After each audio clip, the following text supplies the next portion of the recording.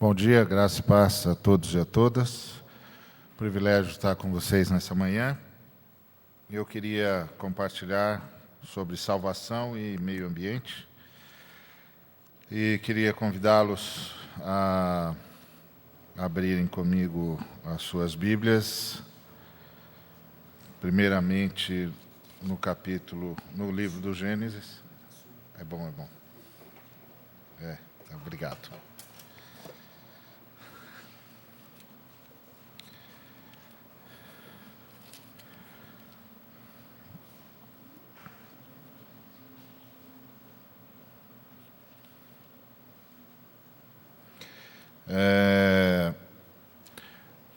Vamos abrir as nossas Bíblias, então, em Gênesis. Vamos ler o capítulo 1, versículo 28.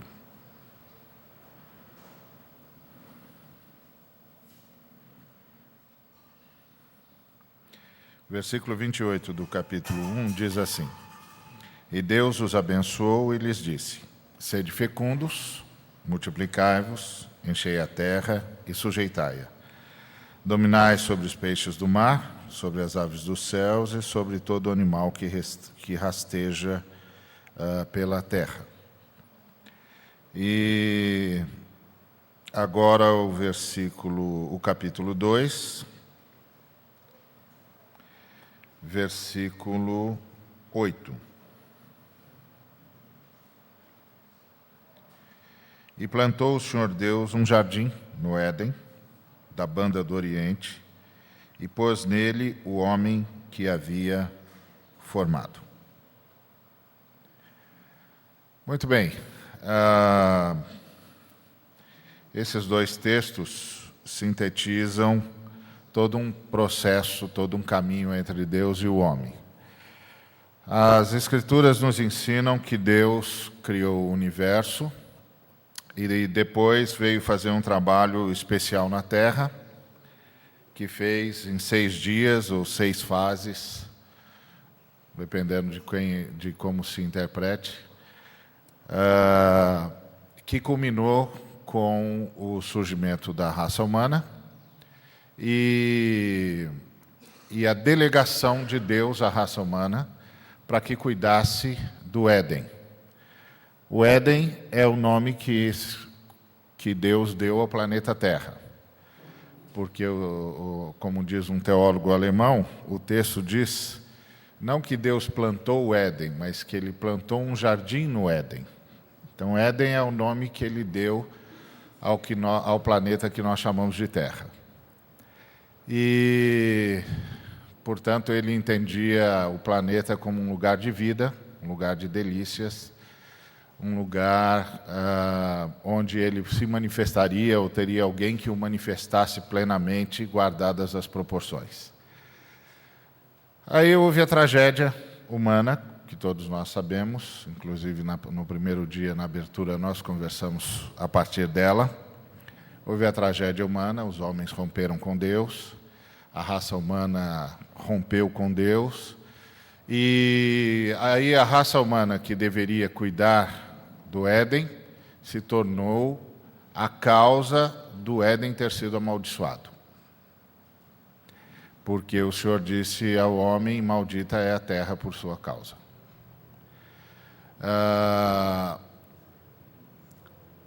Aí nós já temos um processo de redenção em curso, e eu queria começar a falar rapidamente sobre essa questão do processo de redenção em curso.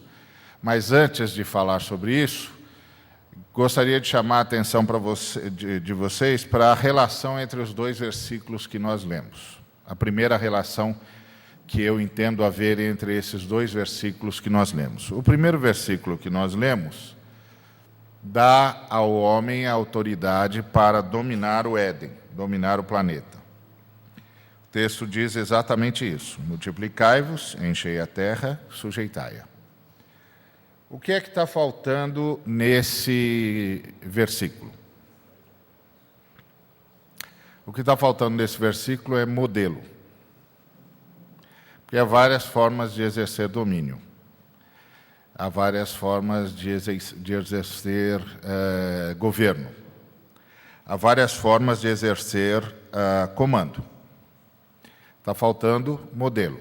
Qual o modelo que a raça humana deveria utilizar para dominar o planeta?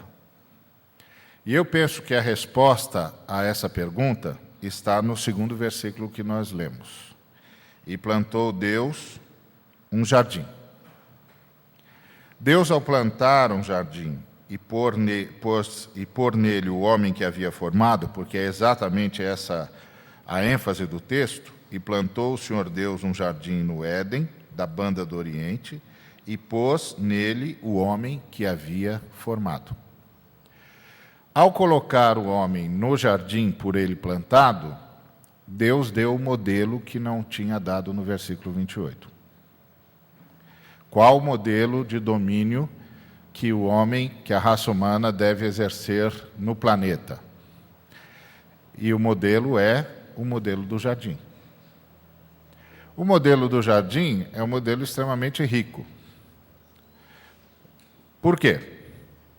Bom, primeiro porque o jardim é necessariamente coletividade.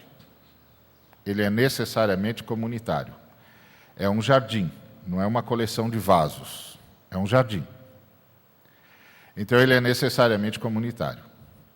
Segundo, ele é necessariamente solidário.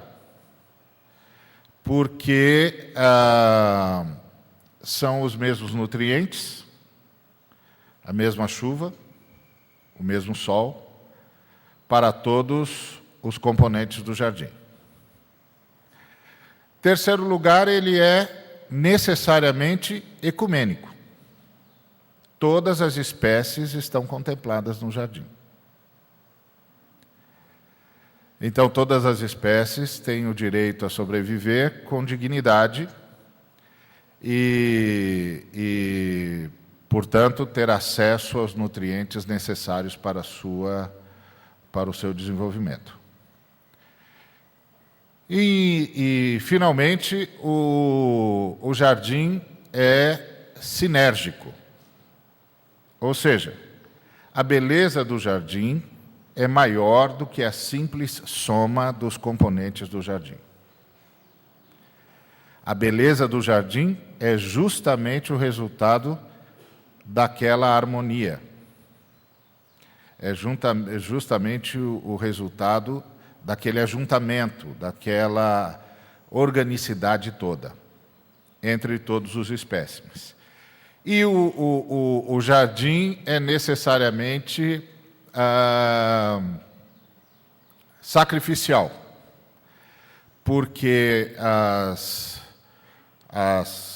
várias espécies representadas, os vários espécimes ali encontrados, precisam ser organizados de tal maneira que um não prejudique o outro na sua sobrevivência com qualidade e com dignidade. Por isso, o jardim não pode prescindir da poda, não pode prescindir do cuidado. E o homem é, ao mesmo tempo, membro do jardim e o responsável para que o jardim se mantenha jardim. Para que nenhuma espécie se sobreponha sobre a outra, para que nenhuma espécie destrua a outra, mas, pelo contrário, para que haja uma harmonização entre as espécies do jardim. Esse é o modelo que Deus dá para o versículo 28, para o que ele disse no versículo 28. Se a raça humana tivesse obedecido, seguido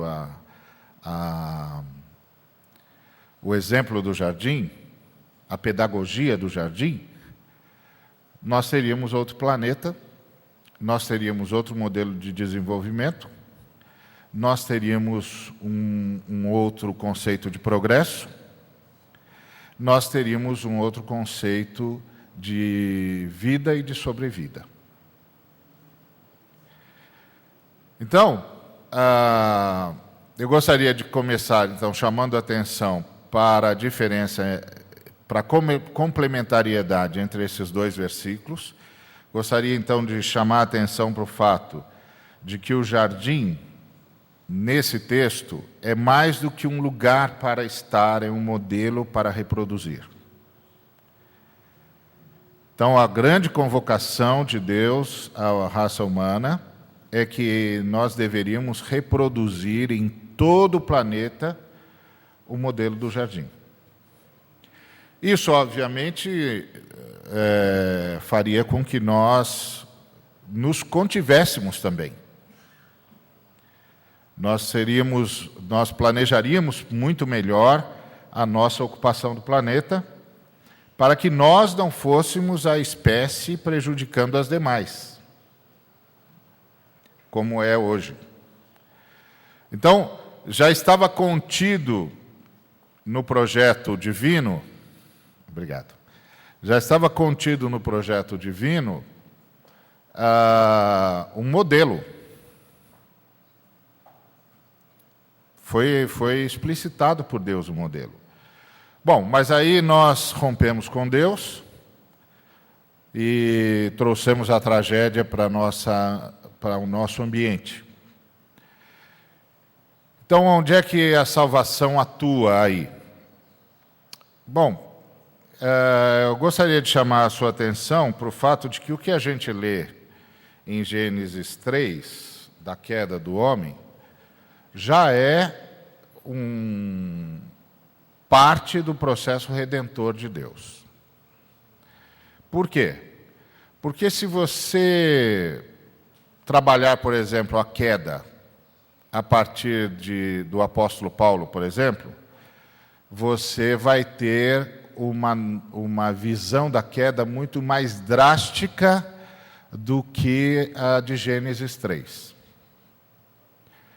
Porque o Paulo usa duas afirmações a respeito do nosso relacionamento com Deus e do relacionamento de todas as coisas com Deus.